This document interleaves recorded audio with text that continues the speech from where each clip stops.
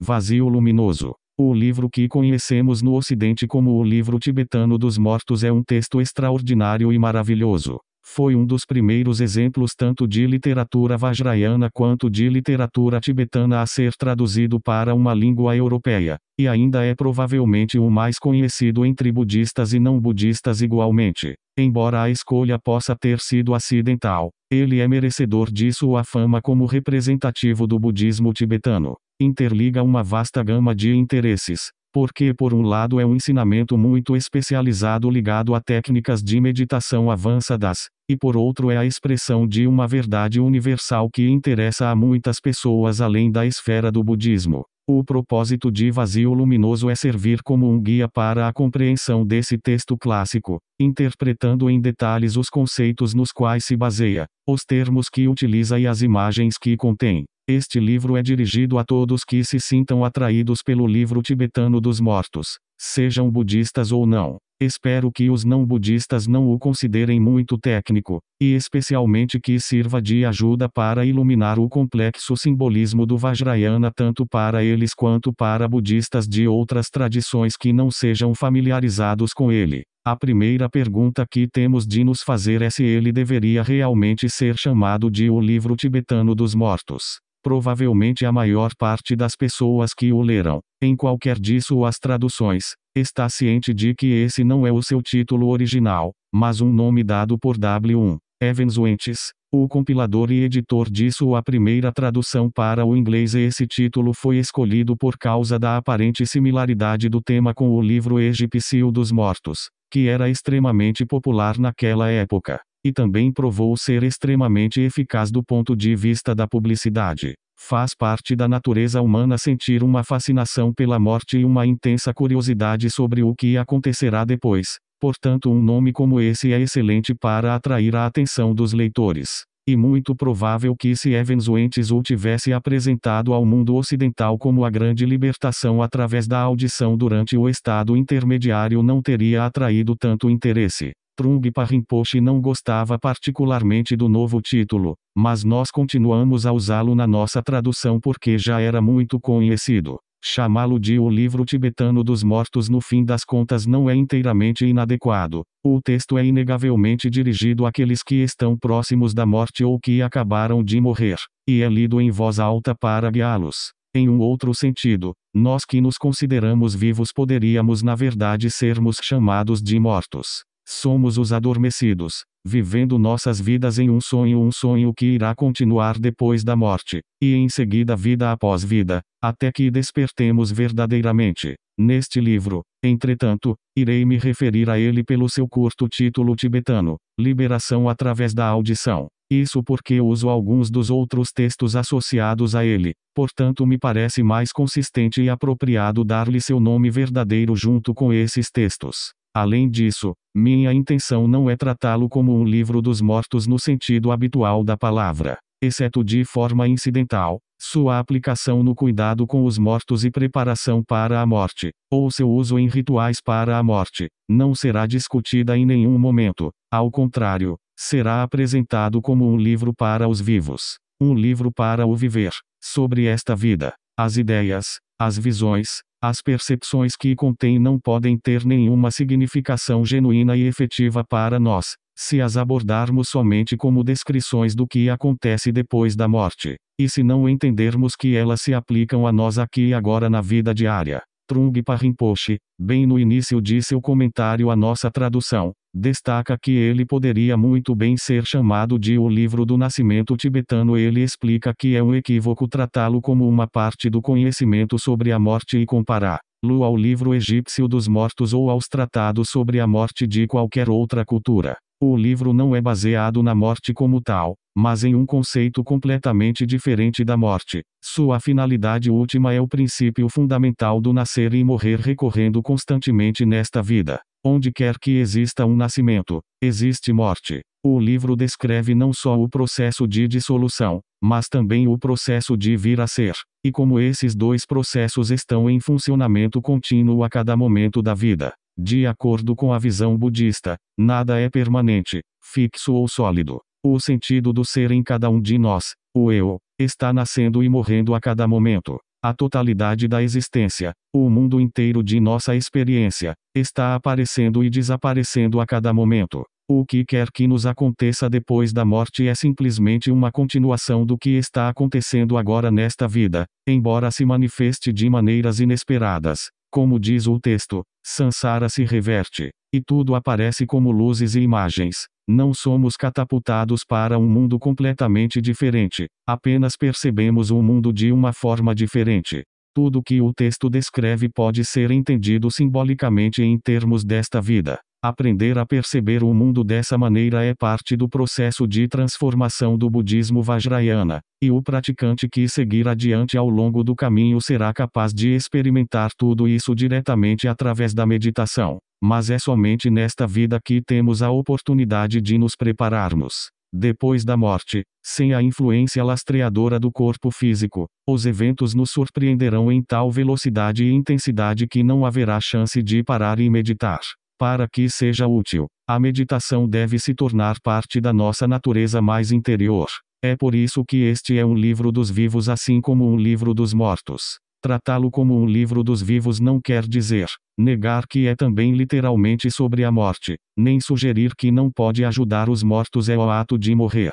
Essa interpretação não diminui de maneira alguma a importância de contemplar a certeza da morte ou diminui sua enorme significa cedilha maiúsculo O. Meditar sobre a morte, sobre a natureza efêmera da vida e sobre as consequências inevitáveis de nossas ações permanece sendo fundamental ao longo de todo o caminho budista. Não existe aqui a intenção de atenuar o conceito do renascimento nos 6 reinos do Sansara como sendo uma alegoria, ou reduzir a visão das deidades, que são a presença viva do estado desperto, a arquétipos psicológicos. Ao contrário, ser capaz de vê-los todos em termos desta vida dá a eles uma relevância imediata e os resgata do perigo de se tornarem meras fantasias. Lendo Liberação através da audição com essa atitude pode fornecer tremenda motivação e inspiração para a prática. Nele, os eventos que acontecem durante o período entre a morte e o renascimento são descritos de uma forma que é, por todos os padrões, extraordinária. Extraordinária para muitos budistas asiáticos assim como para pessoas que não são budistas nem de uma cultura asiática. Disse que o budismo é uma religião não teísta. Mesmo assim encontramos visões de Budas conhecidos como as deidades pacíficas e coléricas. Essas deidades inspiram reverência e temor, mesmo em suas formas pacíficas, e são tremendamente assustadoras em suas manifestações coléricas. Elas podem ter muitas cores, muitas cabeças, muitos braços, parte animal ou parte pássaro, ou podem aparecer como demônios vingadores que perseguem os mortos através de paisagens surrealistas em meio a uma bizarra cacofonia de sons. Em seguida existem os 6 reinos da existência nos quais a pessoa morta pode renascer, talvez como um animal ou até mesmo como um ser de outro mundo, como um fantasma ou um deus ou uma deusa. Algumas vezes as pessoas perguntam: os budistas acreditam realmente nisso tudo? A resposta imediata deve ser que apenas uma pequena minoria aceita a totalidade desse relato tão particular, mas que muitos mais provavelmente aceitam o princípio por trás disso, se não todos os detalhes. As linhas gerais dos ensinamentos que dizem respeito à morte e à dissolução dos elementos do corpo seguida pelo renascimento de acordo com as ações prévias da pessoa, são aceitas por todas as escolas do budismo. Mas a existência de um período de transição entre a morte e o renascimento não que é sustentada por todos, e existem ideias diferentes sobre a sua natureza. Liberação através da audição nos apresenta descrições elaboradas de todos estes processos, que não são encontrados de forma tão completa em nenhuma outra tradição. Para responder à pergunta de maneira mais satisfatória, devemos olhar a natureza da crença no budismo e o lugar de liberação através da audição em sua história. O Buda não ensinou um dogma, ofereceu um caminho baseado na compreensão e na experiência pessoal em vez de um credo. Sua própria busca espiritual foi de um constante questionamento e experimentação.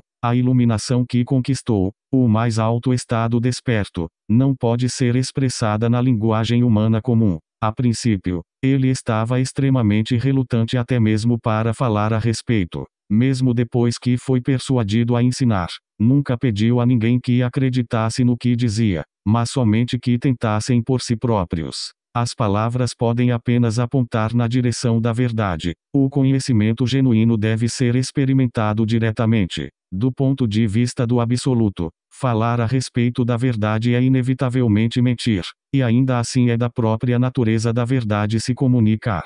Uma vez que ela é posta em palavras, ou mesmo em imagens e símbolos, torna-se submetida às limitações e distorções da linguagem e do pensamento humanos. O Buda estava plenamente consciente das limitações da expressão humana, e ele sabia que seu ensinamento seria mal compreendido. Com frequência, permanecia silente quando era perguntado sobre questões tais como a existência do ser ou o que acontecia com uma pessoa iluminada após a morte. Em outras ocasiões, permitia ao questionador que ficasse sugerindo alternativas, e a cada uma ele dizia: não, não é assim.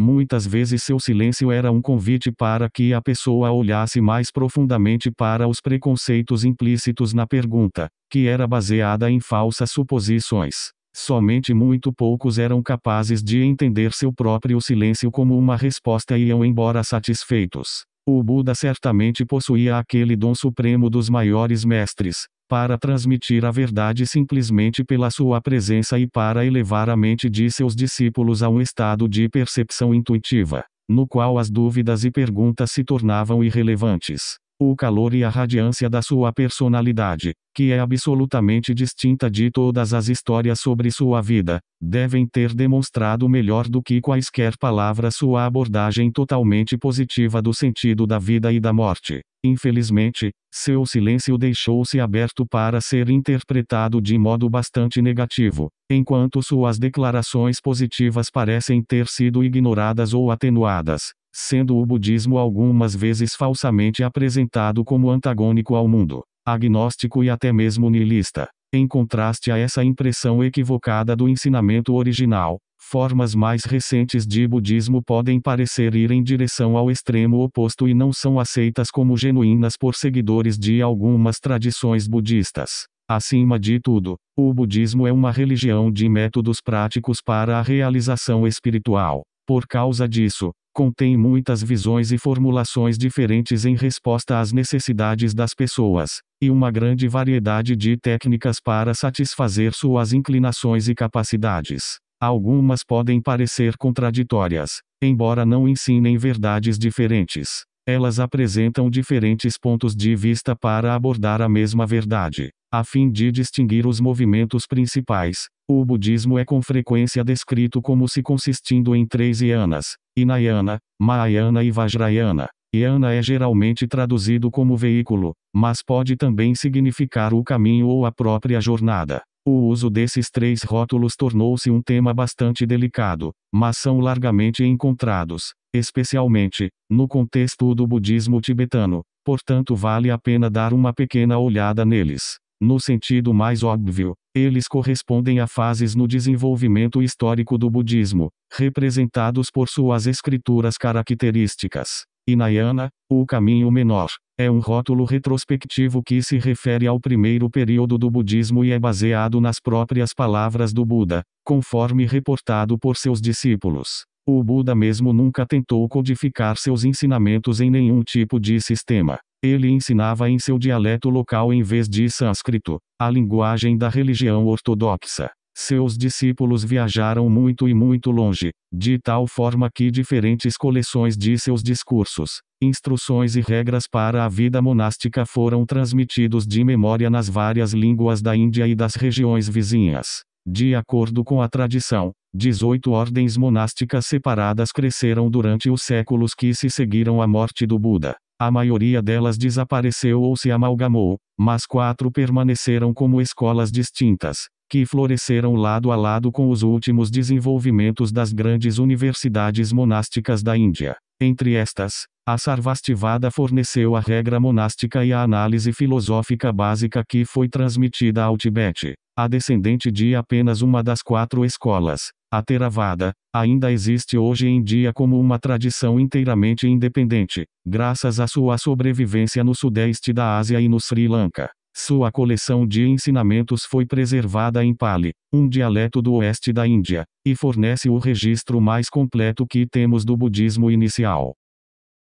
Por volta do primeiro século antes de Cristo, um novo movimento estava se desenvolvendo, que começou a produzir suas próprias escrituras distintas, os sutras. Tradicionalmente, acredita-se que foram ensinados pelo Buda durante sua vida, mas já que as pessoas ainda não estavam prontas para ouvi-las, foram confiadas às deidades serpentes e a outros seres semidivinos até que o tempo fosse propício. Os seguidores desse movimento se referiam a ele como Mahayana, o grande caminho. Em contraste, chamaram a tradição antiga de Hinayana, o que, deve-se admitir, significava inferior. Essa discriminação apoiava-se principalmente em sua atitude diferente em relação à liberação. Por um lado, certas ordens Hinayana parecem ter se concentrado em um conceito negativo do Nirvana como extinção, com a crença de que ele só poderia ser atingido por uma pessoa e para essa pessoa. Por outro lado, o Mahayana era baseado num senso de interrelacionamento de toda a existência e a aspiração de levar cada ser individual à iluminação, vista como um estado positivo. Muitas tradições diferentes com visões e práticas largamente divergentes, desde a devoção da escola terra pura à meditação característica do Zen, emergiram da expansão do Mahayana através da Ásia. A terceira fase é o Vajrayana, o caminho indestrutível. Suas escrituras são os Tantras, revelados pelo Buda não como um ser humano, mas em seu aspecto transcendente. A data desse movimento ainda é muito especulativa. Parece não haver evidência registrada dos tantras budistas nos monastérios até a segunda metade do século VII AD, mas podem ter sido praticados secretamente em locais isolados muito antes dessa época. Vajrayana não é considerado separado do Mahayana, mas sim uma seção especial dentro dele. O Guhyasamaja Tantra, por exemplo, diz que aqueles que o praticarem irão ser bem-sucedidos na melhor das maneiras. O mais alto Mahayana, esse caminho dos Budas. O grande oceano do Mahayana, Vajrayana se espalhou para o extremo oriente de uma forma incompleta, e foi somente o Tibete que recebeu e preservou a herança completa do budismo indiano, incluindo todos os níveis de Tantra. Esse é o significado histórico dos três yanas, que não pode ser totalmente desconsiderado, mas que pode ser bastante enganoso. Será especialmente enganoso se tentarmos rotular as escolas budistas existentes, como o Zen, Theravada ou o próprio budismo tibetano como pertencendo a um ou outro yana, com base em suas origens históricas. Os praticantes do Theravada contemporâneo compreensivelmente recusam a ideia de seu caminho ser considerado inferior. Além disso, Hinayana contém todos os ensinamentos fundamentais, e não é possível que os budistas Mahayana pretendessem depreciar as próprias palavras do Buda. Eles estavam reagindo apenas ao que percebiam como uma interpretação estreita de seus ensinamentos da parte de certos grupos naquela época. Se olharmos para esses ensinamentos da forma como estão registrados nas escrituras Pali, podemos encontrar muitas passagens que apoiam a evolução que levou ao Mahayana e ao Vajrayana. Além disso, as mudanças ocorreram muito gradualmente e em geral incorporavam, em vez de removerem, o que quer que já existisse. Na verdade, todos os três yanas floresceram juntos na Índia até a destruição final dos monastérios pelos invasores islâmicos no século XIII, resultando no fato de que o budismo não seria mais capaz de sobreviver na terra de sua origem. Mas existe uma outra maneira de se olhar os três yanas. O budismo do Tibete, embora seja mencionado como simplesmente budismo tântrico, na verdade contém todos os três yanas. Trungpa Rinpoche e outros mestres da sua tradição tratam-nos como estágios no progresso espiritual, diferentes atitudes psicológicas frente ao caminho, todas igualmente válidas e necessárias. A jornada começa com Hinayana, que não é visto como inferior, mas como a preparação para e a fundação dos outros yanas. Trungpa Rinpoche o chamava de o caminho estreito. Ele o descrevia como o caminho onde começamos a nos tornar amigos de nós mesmos e aprendemos a não ser um aborrecimento para nós mesmos e para os outros. Aqui, a ênfase está em trabalhar na direção de nosso despertar, em vez do despertar de todos os seres viventes. Ele é baseado em uma atitude de honestidade e humildade. Percebemos que precisamos de ajuda e sentimos que devemos fazer algo a respeito de nossos próprios problemas, antes mesmo que possamos pensar em ajudar os outros. E um caminho de simplicidade e renúncia.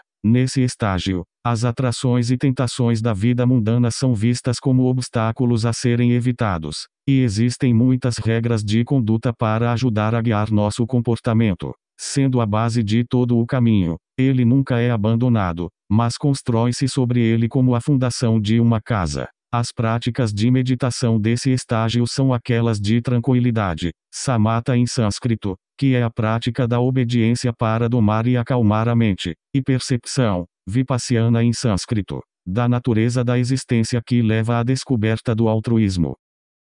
Praticado corretamente com a simplicidade do Hinayana, de forma muito natural resulta em uma transformação da nossa relação com o mundo. O caminho estreito leva ao caminho aberto, Mahayana. A visão Mahayana do universo é uma rede ilimitada de interconexões que abarca a totalidade do tempo e do espaço. Com essa visão mais ampla percebemos que somos cada um parte do todo, e que a iluminação conquistada em isolamento é incompleta. Com o sentimento de espaço e relaxamento que vem com o altruísmo, começamos a ver que os outros são mais importantes do que nós. A compaixão se torna a força motivadora da prática. O treinamento nesse caminho é dirigido para desenvolver as 6 perfeições, ou virtudes transcendentais de generosidade, moralidade, paciência, energia, meditação e sabedoria. O Mahayana não se concentra tanto no Buda Sakyamuni histórico, mas no princípio da natureza de Buda se manifestando em incontáveis formas divinas. A perfeição do reino espiritual é expressa em termos de tudo o que há de melhor neste mundo, e portanto a linguagem do Mahayana é plena de imagens de esplendor real, riquezas, prazeres sensuais e a beleza da natureza. Ele enfatiza o ideal do Bodhisattva, um ser desperto que escolhe não habitar na paz do Nirvana, mas agir em benefício de todos os seres. Nesse estágio, os praticantes assumem o voto do Bodhisattva, um compromisso de servir a todos os seres e não descansar até que cada um tenha despertado. Começamos a perceber que a natureza de Buda já existe dentro de nós, portanto se torna possível abandonar a ambição espiritual e a ideia de conquista. Os prazeres sensuais não são mais vistos como obstáculos em si próprios, eles podem ser purificados e apreciados por meio de sua oferta aos outros. O caminho se torna uma celebração, um grande banquete de alegria para o qual convocamos todos os seres viventes como nossos convidados. Vajrayana vai ainda mais longe ao longo do caminho aberto. Nenhuma experiência é rejeitada, tudo é integrado à prática. Vajrayana é um caminho de alquimia espiritual, um caminho de transmutação. O que é transmutado ou transformado é nossa própria experiência. A percepção de nosso próprio corpo e mente é transformada em divindade. O mundo comum é transformado em um mundo sagrado. E a energia das emoções negativas é transmutada em sabedoria e ação iluminada. Um verso do Evajra Tantra expressa esse princípio muito claramente. Aquelas coisas pelas quais o mundo é amarrado, por aquelas mesmas coisas possa seu cativeiro ser liberado, mas o mundo é iludido e não conhece essa verdade. E sem essa verdade não irá atingir a perfeição. Os métodos do Vajrayana são baseados em identificar a si próprio e a totalidade da sua própria experiência com as qualidades da iluminação, que são trazidas à vida nas formas de todas as deidades pacíficas e coléricas. O estado desperto se manifesta em toda parte, em cada aspecto da existência. Essa é a chave para a linguagem do Vajrayana e o simbolismo que encontramos em liberação através da audição. O próprio caminho tântrico é dividido em 4 ou 6 estágios, dependendo de qual tradição se esteja seguindo. No estágio final, a essência mais interior do Vajrayana, o próprio coração do Tantra, se encontra no reconhecimento de que nunca fomos outra coisa que não despertos. Aqui não existe mais nenhuma necessidade de técnicas, de simbolismos ou de transformação. O praticante que terminou o caminho vive em uma condição de completa simplicidade e experiência direta da realidade. Embora o desenvolvimento dos 3 yanas pareça perfeitamente natural em retrospecto, pelo menos do ponto de vista do Mahayana, o texto contém histórias que mostram o quão revolucionárias algumas dessas ideias eram. Nos sutras, relata-se que muitos discípulos do Hinayana abandonaram a assembleia e recusaram-se a ouvir os ensinamentos Mahayana, e quando o Vajrayana foi exposto nos Tantras, até os Bodhisattvas desfaleceram de medo e tiveram de ser revividos pelos raios de luz emanados do coração de todos os Budas. Do ponto de vista do Vajrayana, estes são aspectos diferentes do mesmo, único caminho. O Buda não ocultou nada em seus ensinamentos, mas a maneira como esses ensinamentos foram interpretados e aplicados por seus seguidores mais recentes podia variar enormemente. Dependia não apenas de seu próprio entendimento, mas também do espírito do seu tempo. Mudanças nas condições sociais, assim como o ambiente intelectual e religioso, afetavam a receptividade das pessoas às ideias e a habilidade delas de colocá-las em prática. A Índia nunca esteve isolada, era aberta a muitas correntes de influências, especialmente nas distantes regiões do Noroeste onde o Vajrayana floresceu. Isso não quer dizer que qualquer coisa essencialmente diferente da mensagem original do Buda foi introduzida, nem implica que sua iluminação foi superada. Os sutras do Mahayana e os tantas do Vajrayana simplesmente revelam nas suas maneiras especiais uma visão já inerente nas próprias palavras do Buda. Eles extraíram de uma forma extensa vários aspectos de seu ensinamento que não haviam sido enfatizados anteriormente, porque não podiam ser compreendidos de maneira completa, em função das circunstâncias e condições prevalecentes. Na tradição Vajrayana, uma das formas de comunicação é por meio de um conjunto de imagens extremamente vívidas e dramáticas. Essa abordagem, como o silêncio do Buda, tem seus perigos, mas de um tipo diferente. Existe a possibilidade de se tornar fascinado com o simbolismo tântrico e ser induzido ao erro por causa de sua linguagem ambígua. Isso pode levar a uma crença baseada em veleidades e a uma prática sem compreensão. A tendência humana a acreditar no que alguém diz, em vez de tentar entender através de sua própria experiência, pode facilmente provocar a reação oposta, ou seja, rejeição completa. São dois lados da mesma moeda. Podemos ter uma reação de perplexidade, ou mesmo de medo e desagrado, o que nos impediria de ir mais fundo. E por isso que é importante olhar cuidadosamente para o significado e o propósito genuínos dessas imagens durante a vida, de forma a apreciar sua potencial significação para nós após a morte. Minha intenção com este livro é relacionar o mundo simbólico do Vajrayana tanto aos ensinamentos budistas não tântricos quanto às experiências da vida diária. Liberação através da audição pertence ao mais alto estágio do Vajrayana,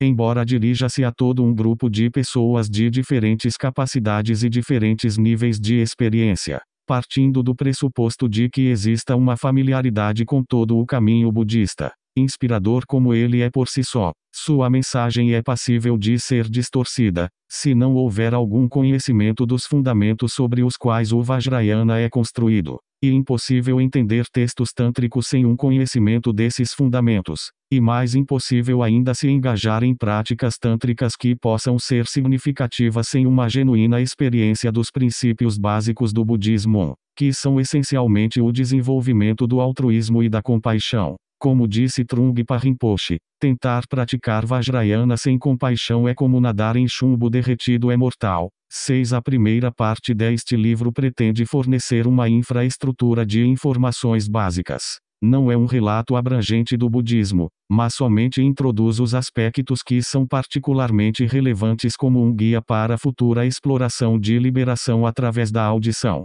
Em certos pontos existem diferenças doutrinárias e divergências, mesmo entre as tradições budistas tibetanas, mas em tais casos eu segui o ensinamento de Trungpa Rinpoche na melhor forma de minha compreensão. A segunda parte do livro irá explorar o próprio texto, trazendo esses princípios e relacionando-os com ele. Antes disso, entretanto, vamos examinar suas origens e autoria. Liberação através da audição passou a existir na sua presente forma no século XIV, mas sua história recua no tempo 600 anos antes dessa data. O budismo já havia entrado no Tibete sob várias formas vindo da Índia, Ásia Central e China, talvez esporadicamente mesmo desde o século III. Recebeu patrocínio real do rei Songtsen Gampo, do século VII, que enviou seus ministros mais eruditos à Índia para aprender sânscrito e criar um manuscrito para a língua tibetana. Em seguida, na segunda metade do século VIII, seu descendente, Trizong Detsen, convidou diversos mestres famosos da Índia e estabeleceu o budismo definitivamente, fundando Samye, o primeiro monastério no Tibete. Esse fato é conhecido como a primeira difusão do Dharma no Tibete. Entre esses mestres estava Padmakara, mais conhecido no Ocidente como Padmasambhava. Ambos os nomes significam o nascido do lótus, literalmente, aquele cuja origem, a cara, ou local de nascimento. Sambhava é o lótus, Padma. Na tradição que ele fundou, Padmakara é o nome preferido, e Trungpa Rinpoche esperava que se tornasse mais amplamente conhecido e adotado. Por isso decidi usá-lo neste livro. Padmakara deve ser pronunciado com a ênfase na segunda sílaba, que tem um som de A mais que na verdade compõe e escreve o texto resultante, e portanto pode ser considerado seu autor. Alguns tradutores recentes de terma preferem atribuir a autoria diretamente a Padmakara, mas Trungpa Rinpoche enfatizava a importância do papel dos tertons. Eles não são apenas intermediários, mas grandes mestres que, através disso a própria experiência e realização, trazem para a forma viva as práticas e ensinamentos que descobrem. O conceito de terma pode parecer incrível para nós agora, como a reencarnação, apresenta um problema para muitas pessoas, porque parece contradizer a ciência. Mas a ciência está apenas começando a investigar os mistérios do tempo e do espaço, e a considerar a relação entre energia e consciência. Ainda sabemos tão pouco a respeito das leis da natureza que o melhor mesmo é manter a mente aberta. Entretanto, a extensão com a qual interpretamos literalmente a ocultação e a redescoberta desses tesouros não afeta realmente a apreciação que fazemos deles. Se um texto material é encontrado, sua real função é a de uma chave que destranca o tesouro que está dentro da mente do terton.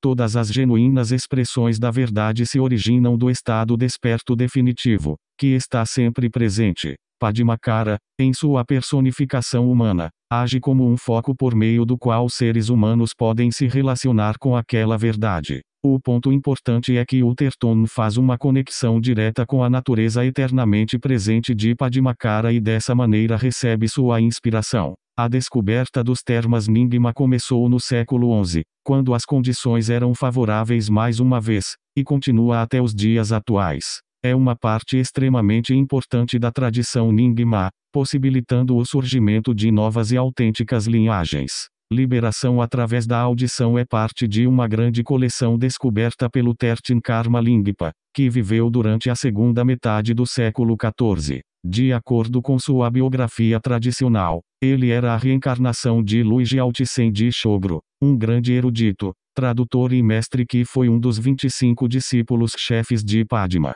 Kara e que traduziu para ele e para muitos dos outros mestres indianos. Graus ao mesmo tempo, Karma Lingpa é visto como uma das 8 emanações bodhisattvas de Padmakara. Ele era o filho mais velho de Nyinda Sanji, também um terton, que descobriu textos relacionados com a transferência de consciência no momento da morte. Sua morada era em Takpo, na parte sudeste do Tibete Central. Karma Lingpa era um praticante devotado dos Tantras, conhecido por seus poderes sobrenaturais e espirituais, e evidentemente se tornou um mestre bem-sucedido, com um grande círculo de estudantes. Fez suas descobertas na tenra idade de 15 anos na montanha Gampodar, que é descrita como se parecendo com uma deidade dançante. Ele trouxe 2 grandes ciclos de ensinamentos, assim como muitos outros tesouros, da montanha. Ambos os ciclos dizem respeito às deidades pacíficas e coléricas, às expressões do estado desperto cujas visões residem no coração do próprio liberação através da audição. Esse termo em particular foi selado com a condição de que deveria ser transmitido somente a uma única pessoa durante 3 gerações, então ele o deu a seu filho Nyinda Shonji. Curiosamente, disse que Karma Lingpa não se encontrou com a consorte espiritual profetizada para ele, e por isso não viveu muito. De acordo com uma tradição relatada por Trungpa Rinpoche, Karma Lingpa descobriu os ensinamentos após a morte de seu filho, que foi seguida de perto pela morte de sua mulher Graus, e isso se encaixaria com o ponto central sobre os ensinamentos dos termas, que essencialmente eles são extraídos dos corações de seus descobridores sob a influência de certas condições. O tempo, o local e as circunstâncias devem ser exatamente corretos, ou a descoberta não pode acontecer. Karma Lingpa era um meditante consumado, e a dupla tragédia de perder sua mulher e seu filho teria sem dúvida aberto sua mente para receber percepções profundas sobre a morte, o que o prepararia perfeitamente para a descoberta desses ensinamentos em particular. Um dos requisitos especiais para a descoberta dos termas é a inspiração do princípio feminino, assim como teria sido necessária para a sua ocultação. A grande maioria dos tertons foi de homens. Em geral eram acompanhados por suas esposas ou companheiras femininas que não precisavam necessariamente ter um relacionamento sexual com eles. Alternativamente, alguma coisa representando a energia complementar dos tertons, seja masculina ou feminina, devia estar presente. Portanto, parece muito provável que Karma Lingpa fosse casado e que sua mulher estava viva ao tempo de suas descobertas, mesmo que elas tenham acontecido quando ele era muito jovem. Por outro lado, termas não são sempre tornados públicos imediatamente. As condições podem não ser corretas, as pessoas podem não estar prontas para eles, e instruções posteriores podem precisar ser reveladas para esclarecer seu significado. Muitas vezes o próprio terton tem de praticá-las por muitos anos. Portanto, também é possível que a morte da mulher e do filho de Karma Lingpa tenham ocorrido depois que ele extraiu os ensinamentos básicos da montanha e tenham fornecido a inspiração necessária para que ele os interpretasse e os completasse. De acordo com uma outra tradição ainda, ele teve um filho que morreu por volta da idade de 15 anos. Infelizmente, temos muito pouca informação para prosseguir, portanto tudo isso deve permanecer como pura especulação. De qualquer forma, ele teve pelo menos um filho que sobreviveu, a quem ele finalmente confiou todo o ciclo. Presumivelmente, a consorte profetizada, se ele a tivesse encontrado, teria atuado como sua parceira tanto em práticas para prolongar sua vida quanto em outras descobertas. Nyinda Shonji passou adiante o ensinamento para um de seus discípulos, que por sua vez o passou para Nankashon Gyatso, depois do qual a restrição para sua transmissão não mais se aplicou. Liberação através da audição, com seus outros textos associados, então se espalhou amplamente, e tem permanecido muito popular a despeito de sua natureza esotérica. Ao mesmo tempo que é usado e respeitado por todas as escolas do budismo tibetano, ele é especialmente forte nas tradições Nyingma e Kagyu, ambas as quais foram a herança de Trungpa Rinpoche. Para voltar à pergunta colocada no início deste capítulo, não existe de fato nenhum único título tibetano que corresponda ao livro tibetano dos mortos. O nome completo dado ao ciclo total do terma é Dharma profundo de autoliberação através da intenção dos seres pacíficos e dos coléricos, e é popularmente conhecido como os seres pacíficos e coléricos de Karma Lingpa 13. Ele tem sido transmitido através dos séculos em diversas versões que contêm números variáveis de seções e subseções, arranjadas em diferentes ordens, que vão desde 10 até 38 títulos. Esses textos individuais cobrem um amplo espectro de assuntos, incluindo a visão de Dzogchen, ver capítulo 10, instruções de meditação, visualizações de deidades, liturgias e orações, listas de mantras, descrição dos sinais da morte e indicações do futuro renascimento, assim como aqueles que estão de fato relacionados com o estado de pós-morte. O livro tibetano dos mortos como o conhecemos em inglês consiste em 2 textos comparativamente longos sobre o bardo do Dharmata, incluindo o bardo do morrer, e o bardo da existência. Ver capítulo 4 para explicações sobre os diferentes bardos. Eles são chamados Grande Liberação através da audição, a súplica do bardo do Dharmata e Grande Liberação através da audição, a súplica salientando o bardo da existência dentro dos próprios textos. Os 2 combinados são chamados de liberação através da audição no bardo, grande liberação através da audição, ou apenas liberação através da audição. 15 Título que estarei usando ao longo deste livro. Liberação, desenroscando-se no espaço neste e nos próximos 2 capítulos. Observaremos o significado e as implicações do título Grande Liberação através da audição no bardo. Isso nos dará a oportunidade primeira de explorar alguns dos princípios mais fundamentais do budismo, e em seguida observar alguns aspectos relacionados especificamente às tradições Vajrayana e Nyingma. A primeira palavra-chave no título é liberação, e ela nos leva diretamente ao coração do ensinamento do Buda. O que é liberação? Como ela é realizada? Quem é liberado? E de que? O estado de liberação é a meta final. Esse estado tem recebido muitos nomes e tem sido descrito de muitas formas diferentes, embora seja essencialmente inexprimível. É a nossa natureza verdadeira, inata, nosso direito de nascimento inalienável. No entanto, não o reconhecemos. Parecemos estar aprisionados em uma condição de desconhecimento. Esse desconhecimento, ignorância ou ilusão é a causa de todo o mal e de toda a dor, mas não é intrínseco ao nosso ser.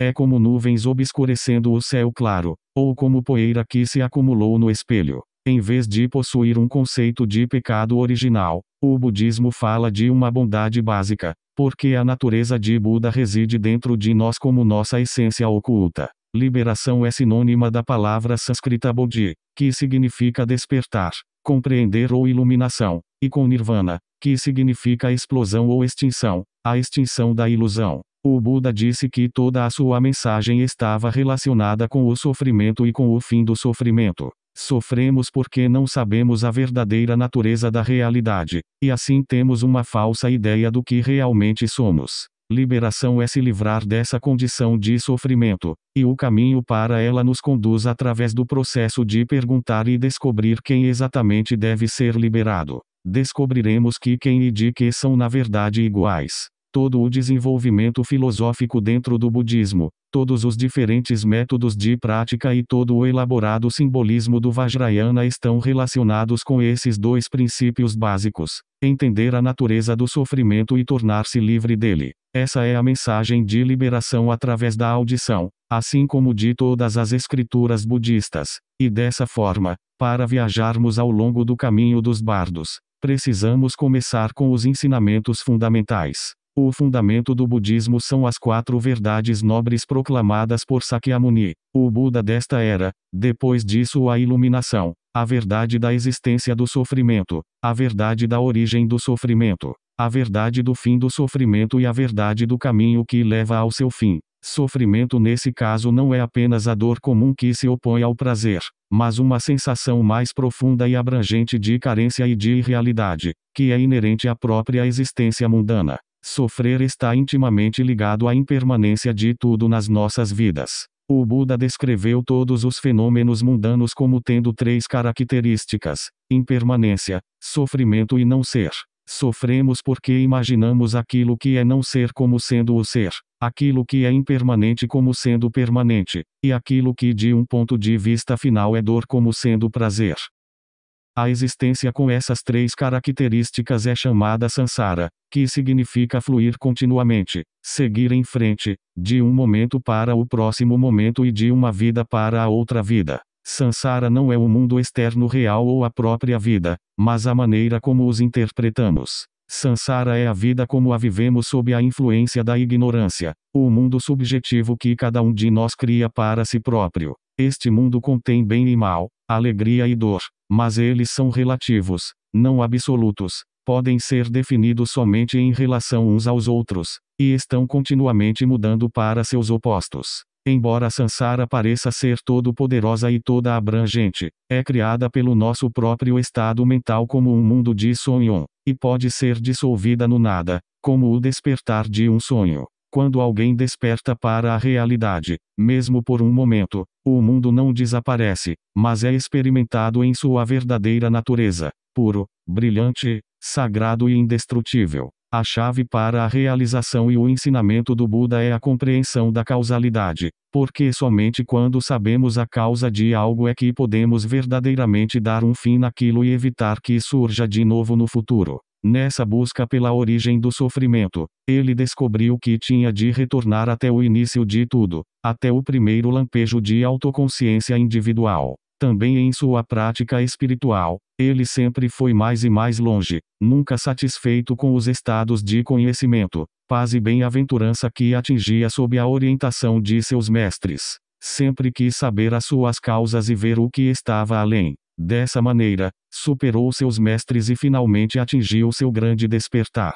Buda despertou para um estado de iluminação perfeita, que descreveu como imortal, inato e imutável. Não fora por isso, ele disse, não haveria escape do nascimento e morte, impermanência e sofrimento. Existe de fato uma condição de paz final, bem-aventurança e liberdade, mas para atingi-la, precisamos primeiro entender o ciclo de existência condicionada no qual estamos aprisionados. Sansara é como uma doença. O Buda, que foi chamado de grande médico, oferece uma cura, mas o paciente deve reconhecer a doença, com suas causas, seus sintomas e efeitos, antes que a cura possa começar.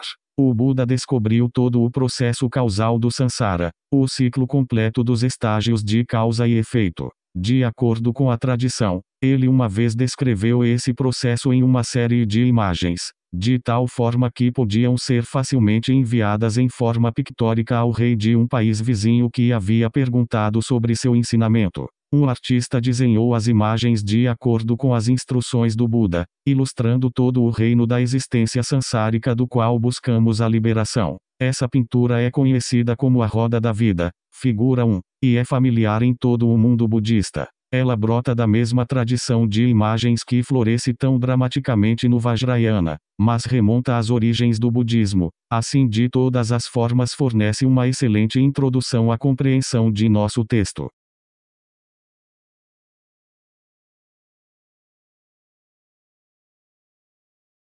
A roda da vida. O aro externo da roda da vida é dividido em 12 seções, cada uma contendo uma pequena ilustração. Elas representam os 12 elos na corrente de causa e efeito, conhecida como surgimento dependente ou, como Trungpa Rinpoche dizia, a reação em cadeia sansárica. Os 12 elos podem ser vistos como estágios na evolução do ser humano individual, ou qualquer outro ser vivente, mas ao mesmo tempo podem ser aplicados aos estados mentais de uma pessoa, que estão continuamente surgindo, se desenvolvendo e desaparecendo. O Buda foi inspirado a começar a sua busca quando viu um homem doente, um velho e um cadáver sendo levado para a zona de cremação, e percebeu a natureza universal e inescapável do sofrimento. Viu também um asceta errante, cuja aparência de paz e de alegria interior o impressionou profundamente. Ele captou um relance de liberdade e determinou-se a atingi-la. Começando do mesmo ponto de partida que o Buda, podemos nos remontar às causas do sofrimento em sua raiz por meio dos 12 elos na corrente. Todos eles deveriam ser entendidos como existindo dentro de nós de momento a momento, de tal forma que enquanto passamos por toda essa série de imagens, estamos também observando o nascimento, vida e morte dos estados mentais. 1. Decadência e morte. A iconografia pode variar levemente em diferentes representações, mas em algum ponto do aro, geralmente no alto à esquerda, encontramos o desenho de um cadáver sendo levado para a zona de cremação. Isso é chamado de decadência e morte, e frequentemente traduzida como velhice e morte, mas já que muitas pessoas morrem jovens e não atingem a velhice, aqui se refere a todo o processo de envelhecimento e decadência, que na verdade começa assim que nascemos. Toda a dor, seja ela física ou mental, surge de algum aspecto de perda, destruição ou decadência, portanto esta imagem representa todo o sofrimento da existência. 2. Nascimento. A causa real da decadência e da morte não é nossa condição física, nem doença, nem acidente, mas a própria vida, o simples fato de se ter nascido. Seguindo o sentido anti-horário ao redor do aro, chegamos ao segundo desenho, uma mulher dando à luz uma criança. Embora este elo na corrente seja conhecido como nascimento, não significa apenas o evento de nascer, mas a vida que tomou existência, abrange toda a vida desta personificação em particular. Pode se referir ao nascimento de um ser vivente ou à aparência física de alguma coisa no mundo exterior, ou pode ser interpretado como o surgimento de um pensamento ou um sentimento na mente. 3. Existência. O próximo desenho, ilustrando a causa que leva ao nascimento, é algumas vezes de uma mulher grávida e algumas vezes de um homem e uma mulher em união sexual. Ambas as imagens sugerem concepção, o início de uma nova vida. Este elo é chamado de existência, vida, ou vir a ser, vir a existir. Existência significa estar no estado de sansara, externamente, sujeito ao nascimento e à morte, internamente, sob a influência da ignorância e da confusão. 4. Apego. Porque os estados mentais surgem, porque criamos continuamente nossa versão do mundo de momento a momento. Porque um ser vivente entra no útero para nascer. Quando procuramos pela causa da existência, a encontramos no apego. A palavra para este elo na corrente significa literalmente apropriação ou pegar para si, e é simbolizado por uma figura pegando uma fruta de uma árvore. Apego é o oposto de doação e renúncia. Nós nos apegamos firmes a nossas opiniões, nossas visões da vida e nossas ideias a respeito de nós mesmos. Repetidamente nos apegamos ao próximo pensamento, à próxima emoção, à próxima experiência, no momento da morte. Nos apegamos à próxima vida. 5. Sede apego é baseado por seu turno no instinto fundamental de necessitar, querer e ansiar, chamado sede, e representada por uma pessoa bebendo ou recebendo a oferta de uma bebida. Esta é a sede da existência que faz com que nos apeguemos à vida a qualquer custo, e é também o impulso básico de experimentar prazer e estar livre da dor. A sede nunca pode ser satisfeita, mesmo que bebamos o máximo que pudermos, ela irá retornar mais cedo ou mais tarde. É inerente ao nosso sentido de ser. Esta sede, também traduzida como desejo ou ânsia, é muitas vezes considerada a causa do sofrimento. Não é a causa final, mas é a mais imediata e mais óbvia. 6. Sensação. A sede por experiência depende da possibilidade de sentir ou sensação, simbolizada por um homem com um olho perfurado por uma flecha. Esta imagem brutal nos lembra de maneira cortante que toda a série pretende expressar o sofrimento inescapável do Sansara. E interessante notar que a palavra sânscrita para sentir pode significar especificamente dor, assim como sensação de uma forma geral. Isso aponta para a verdade que no Sansara, do ponto de vista absoluto, todo sentimento de qualquer tipo é essencialmente doloroso porque está relacionado à nossa falsa ideia de ser. Mas no estado desperto, onde não existe apego ou aversão autocentrada, todo sentimento é experimentado como grande bem-aventurança. Grande bem-aventurança não é apenas prazer aumentado, mas uma experiência transcendente de sensibilidade que pode ser incitada por meio de qualquer sensação que seja, não apenas através do prazer, mas também através daquilo que pensamos comumente ser dor.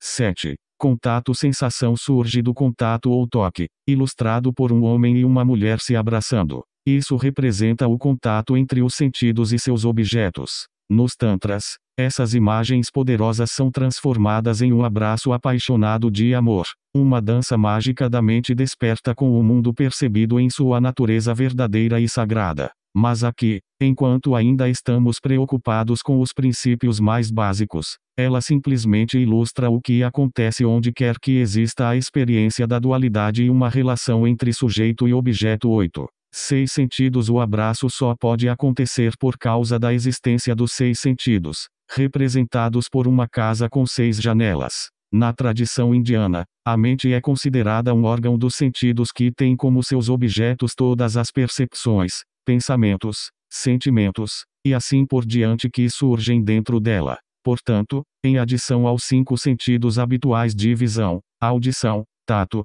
paladar e olfato, a função mental é contada como o 6º sentido. 9. Nome e forma. Se os 6 sentidos existem, deve haver um ser vivente em particular a quem eles pertençam. A próxima imagem é de um barco cheio de passageiros, que é chamado nome e forma. Nome e forma juntos constituem a pessoa individual. Forma é o aspecto material, o barco do corpo, que nos carrega ao longo do rio da vida, enquanto o nome inclui todos os aspectos não físicos de nosso ser. Os passageiros podem ser vistos como as diferentes personalidades dentro de nós. Em muitas partes do mundo, o nome de uma pessoa é considerado possuidor de uma significação mágica. Quando recebemos um nome, recebemos uma identidade. Nosso nome define quem somos. Se pensamos no nome de alguém, automaticamente nos lembramos de sua aparência física ou vice-versa. O corpo não pode ser separado da mente. Os aspectos físicos e não físicos da existência surgem ambos da mesma causa e refletem um ao outro. 10.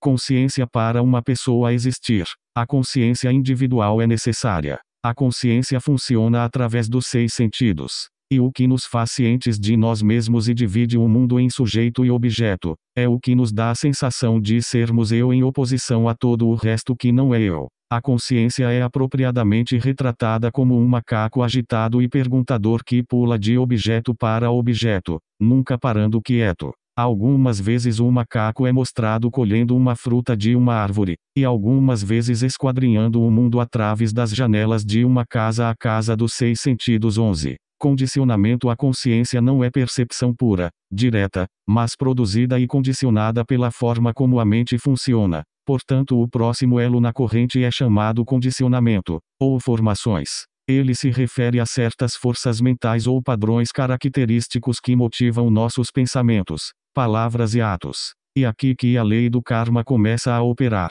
A palavra karma literalmente significa ação, mas geralmente quando falamos da lei do karma, ela se refere tanto à ação quanto ao seu resultado, a lei universal de causa e efeito no nível pessoal. Tudo o que pensamos, falamos e fazemos tem uma consequência inevitável. O Buda ensinou que o karma realmente se refere a intenções, não apenas a ações no sentido literal. Nossas vidas são moldadas por nossos pensamentos mais íntimos e motivações mais profundas, inclusive aquelas do nível mais sutil e oculto, que só podem ser descobertas por meio de técnicas profundas de meditação. Este elo na corrente é simbolizado por um oleiro fazendo potes. Nas religiões teístas, a imagem do oleiro é algumas vezes usada por Deus Criador, enquanto no budismo a força do karma está continuamente criando um mundo de novo para cada ser vivente a cada momento. 12. Ignorância. Mas por que o condicionamento surge em primeiro lugar?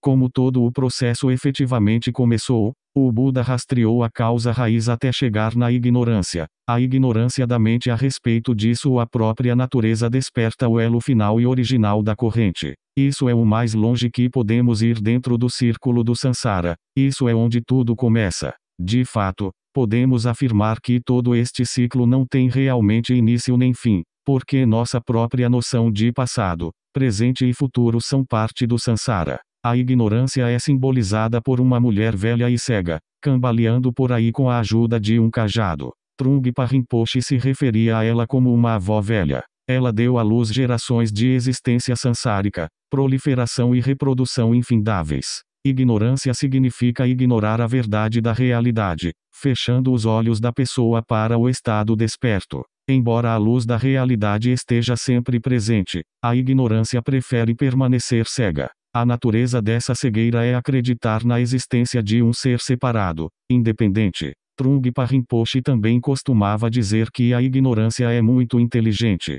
Ela é na verdade a inteligência do Sansara, que está lutando uma batalha contínua pela sobrevivência e procurando constantemente por maneiras de manter sua própria ilusão, seu próprio auto-engano. Rastreamos cada elo da corrente de volta à sua causa, do sofrimento da vida mortal, culminando na morte, em todo o seu percurso até sua origem última, a ignorância. Toda a série de ilustrações pode também ser lida na ordem reversa, da ignorância até a morte. Se fizermos isso, poderemos claramente ver o desenvolvimento inevitável dos 12 estágios: ignorância, condicionamento, consciência, nome e forma, os 6 sentidos, contato, sensação, sede, apego, existência, nascimento, e decadência e morte. Os 12 elos formam um círculo interminável. Na morte caímos em um estado de ignorância mais uma vez, e o ciclo começa todo de novo.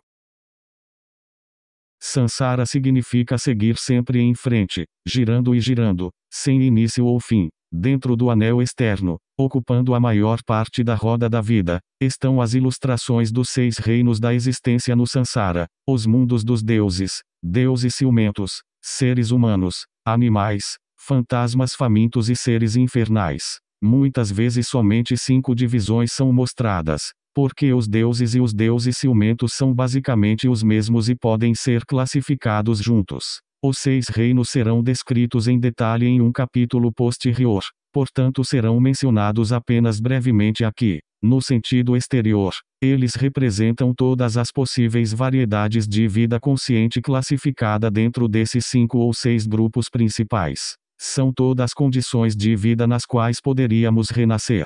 Exceto pelos reinos animal e humano, os outros são invisíveis para nós, mas todos coexistem conosco em um universo inconcebivelmente vasto e multidimensional. No sentido interior, todos esses reinos são encontrados dentro de nossas próprias mentes. Embora tenhamos a forma e a psicologia dos seres humanos, estamos continuamente passando pelos estados mentais que correspondem aos outros reinos. Exatamente da mesma forma, deuses ciumentos, animais, fantasmas famintos e seres infernais, todos experimentam os estados mentais dos outros reinos, coloridos por seus próprios estados dominantes. Também, dentro de cada um dos 6 reinos, cada ser vivente passa pelo ciclo inteiro dos 12 elos da reação em cadeia sansārica. O reino